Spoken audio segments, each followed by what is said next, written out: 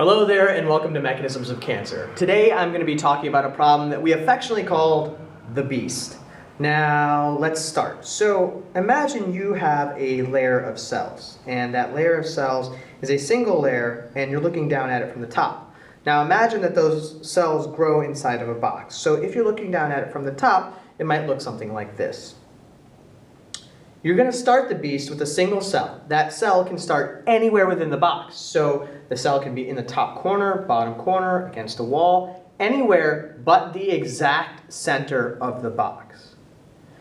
That cell has the programming automatically to divide every 20 minutes. So in 20 minutes, the cell will divide into two different cells. Interestingly, you don't know what direction the cells are going to divide in. So they won't necessarily divide in a straight line, along a wall, whatever.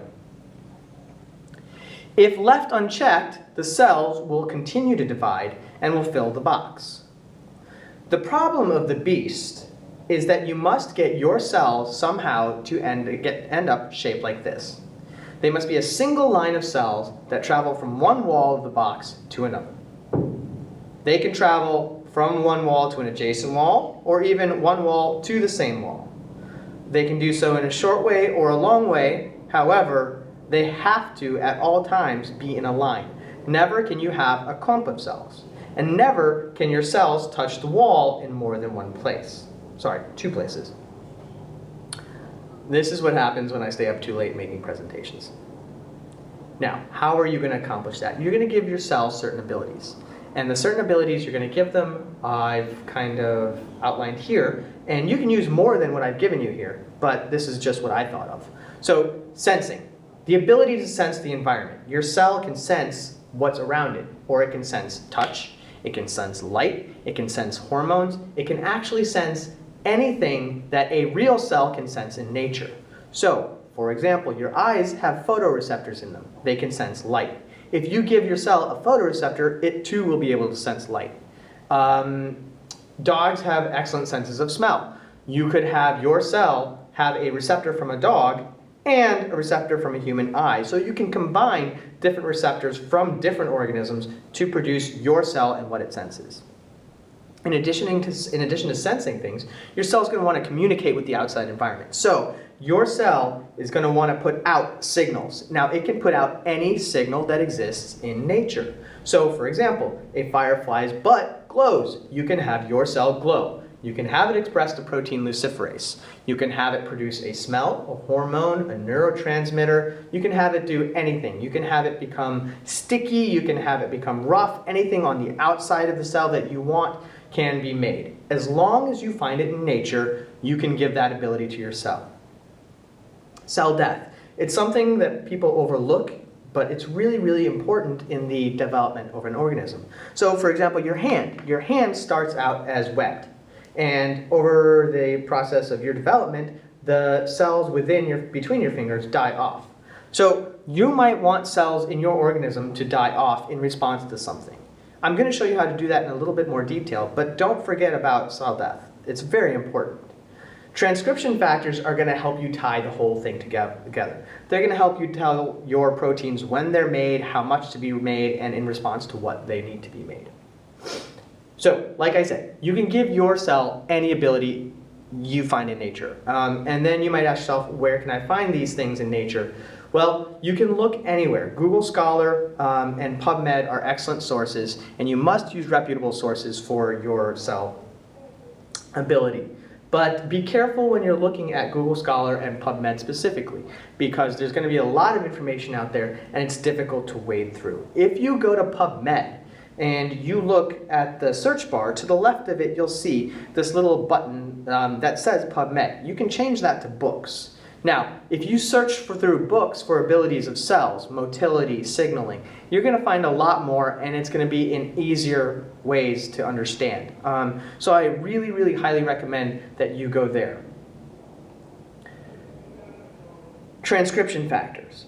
You're going to want to pay very, very careful attention to when your proteins are being made. Now, you can epigenetically shut down a gene, epigenetically turn on a gene. You can have constitutive expression with a constitutive promoter. Or you can have graded responses. So, for example, like we talked about in class, if you increase the amount of transcription factor, you can increase the amount of protein expressed. Or if you increase the amount of transcription factor, you can have different proteins being expressed. Now, one of those proteins, for example, in the case of Cyclops cow, you can have interact with each other. So you could have protein C that is expressed at high concentrations of transcription factor destroy protein A, for example. You can basically come up with any combination that you want. However, all of the pieces must exist in nature. Your solution to the Cyclops, or your solution to the beast. If you come up with a solution to the beast, and you will, it's going to be tough, but you will. You're going to generate 3 columns. In the first column is the technical mechanism version. So that's the one that's going to contain the protein names, the promoter names, transcription factors, things like that. In the middle column, you're going to have a layman's explanation, or a simple, kind of easy to understand version of what's happening. And in the third column, you're going to have a drawing. That's going to be a demonstration of what you've described in the first 2 columns. So, this is a fake solution to the beast, and if you look at it, it does not work. Actually, this organism will die out completely and quickly. So, what I've done is attached a constitutive promoter to luciferase. That means that luciferase is produced all the time.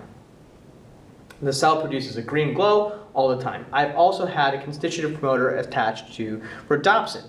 Rhodopsin is a photoreceptor. So this cell now glows and produces photoreceptors. So it will glow on one side and the photoreceptor will detect that glow on the other side.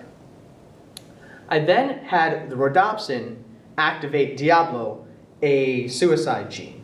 And therefore, in response to light of any sort, which the cells are producing anyway, the cells are going to die. So my beast, or failed beast, is going to be a cell that produces first light, then receptors, and then in response to light from other cells, it's going to die. That is clearly not a solution, but it shows you how you can link together different processes. Rhodopsin is from the eye, luciferase is from fireflies, I believe, and I don't remember where Diablo is from. It's in several organisms. Okay, a hint. First of all, don't freak out. Second of all, don't do this all in your head. Start on a piece of paper with a box, draw a circle inside of it, and then draw another one as the cell divides. Don't try to think this out in your head or it becomes really difficult. Second, don't go looking for cellular abilities first. Don't go looking through all the material for all these crazy things that a cell can do, and then figure out how to put those things together to produce your organism. What you should do is think about the easiest way you could get a cell to form the beast solution, that line. And then find the abilities that you need that cell to have. That's going to be a lot easier, and that's going to cut down on time. However, that's going to mean that you have to think first and Google later. I know that's not the order you like to do things in. Guys, this is a really, really tough assignment, and you're going to find out how and why very quickly.